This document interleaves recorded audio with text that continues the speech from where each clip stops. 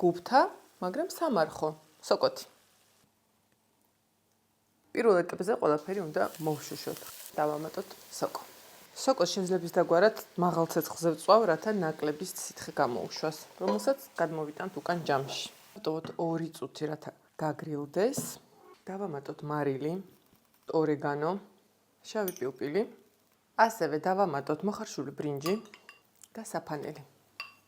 მოვურიოთ. ახლა კი ეს ყველაფერი უნდა ვაქციოთ ფარშად.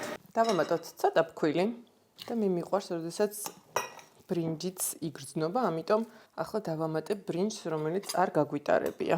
ჩვენ ფარში მზად არის. ახლა გავაკეთოთ გუფთები. გუფთებს ვახვევთ ასე მარტივად, სველი ხელით. საფანელის დამატება გემოვნების ამბავია. ცოტა ოდენი ზეთი შევწყვეთ ჩვენი გუფთა ყველა მხრიდან. აქვე დავამატოთ დაჭრილი კანგაცლილი პომიდორი. როგორც კი პომიდორი წამოდუღდება, ჩვენი კერძი მზად არის. მოვაყაროთ სასურველი მწვანილი და გემრიელად მივირთვათ.